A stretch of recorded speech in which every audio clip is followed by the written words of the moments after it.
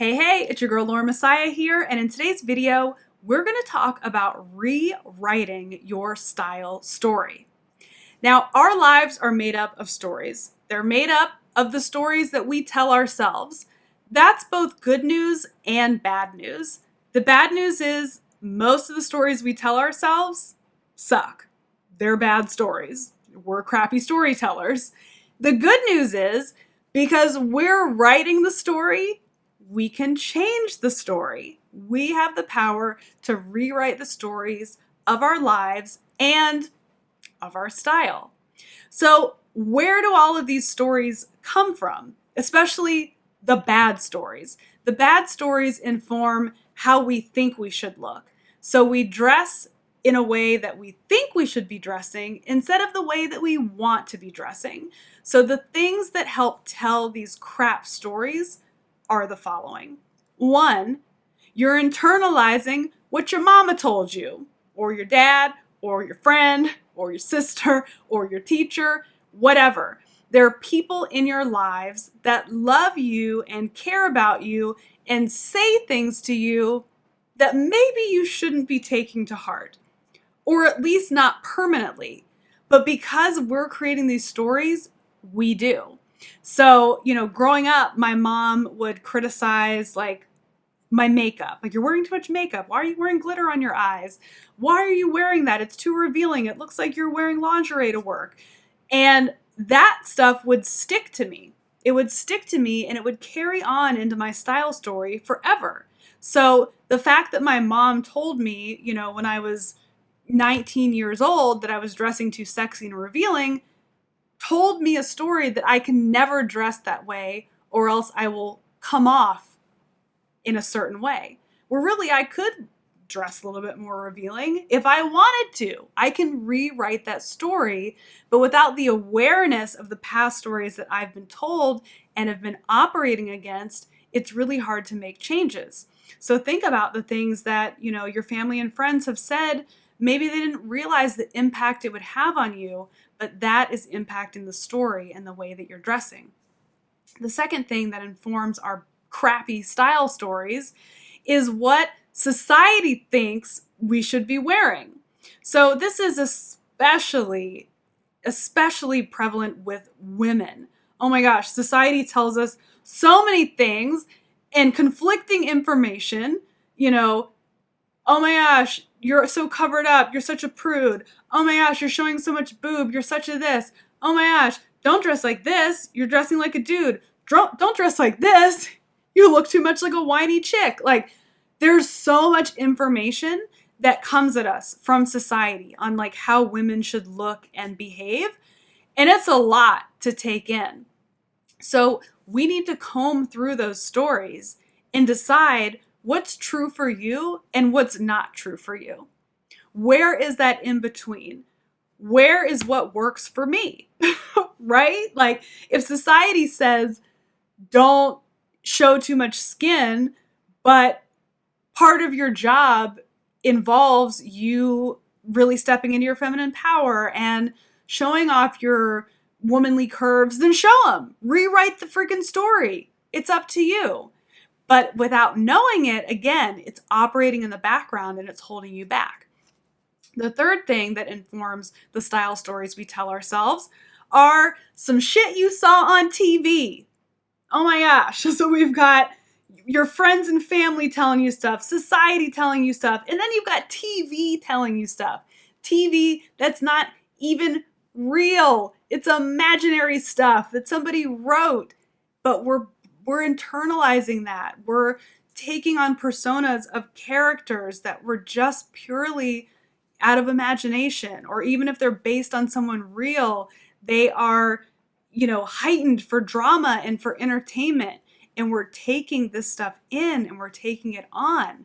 So go and review, out of the things I saw on TV, what personas or looks am I putting on that aren't even me? Why am I doing that? What is the story behind that? And the fourth thing that informs your stories are outdated and untrue stereotypical things. There's things that are always said about certain groups of people that you're taking on, right? That maybe you don't need to take on, or maybe you're so afraid to take them on because of the stereotypes attached to them that you don't really get to enjoy yourself or your style. So those are things that I encourage you to look at when you're thinking about how your style ended up the way that it is now. An example that I'll just give you right quick that just came onto the dome is a lot of women, after they have children and become mothers, their style dramatically changes and they lose themselves because of what society or something that was on TV or how your mother thinks you should operate as a mother comes into play, where you think you have to succumb to mom clothes, or you think you have to be so tired that you can't possibly, invest in your appearance, or you have to sacrifice it all for your kid and you can't buy yourself a new pair of shoes. Those are things that are playing in the background, telling your style story, when you could tell the story and say, you know what? No, I'm going to be a fabulous, stylish mother who's going to be a great example to my kids, and I'm going to show them someone who can be smart and beautiful, have great self-esteem, show off their body, be a powerful woman. You get to tell the story. But unfortunately, like a weird hair, unfortunately, society's trying to tell these stories for you. So you got to differentiate the true from the false. So here's the deal. Went on a little mini Lauren rant there. I got excited. I got impassioned. It's 2020. The rules are jacked up. They're broke down. They're broken, which means there's room for you to express yourself, to tell your own story, to come up with your own style that really works for you and your lifestyle. If I looked at some outdated old school stereotypes about what a female entrepreneur in the fashion industry in Los Angeles looked like, I probably wouldn't look the way that I look right now. But I got to tell my own story. It's my business. It's my customers. It's my community. And I really get to stand in that and express myself in a way that feels like me. And I want the same for you too. So this doesn't mean that we can throw out all of the rules. I still have to dress in a way that's presentable so everyone trusts me as a style expert, and I get opportunities like writing books and being on TV and doing all the cool things that I've been able to do in my career. So all the rules don't go, but we find a balance. We find a balance between how we naturally want to dress and the expectations that are tied to our work, our place in the community, our place in our family. And we find that balance. We rewrite the story by blending those two things together. What makes you feel good? What makes you look good? What makes you feel authentic? What helps you progress in life? What helps you write the life story, the life that you want to lead? So if you need help creating this blend, because, easier said than done, but it can be done, I teach all of these things inside of Style Confidence Collective.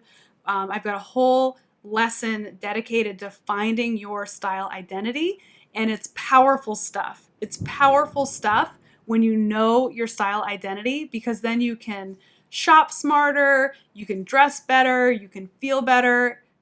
It's incredible. So if you're interested in learning more and taking action and just getting this style struggle behind you once and for all, then join Style Confidence Collective, laurenmessiah.com/collective. If you just want some free videos from your girl Lauren here, then please do me a favor and subscribe to this YouTube channel, because I'm always putting out new amazing content, and I have years of past content. So go back and watch some old videos, go on a binge, and see how much you can improve your style using free guidance from me.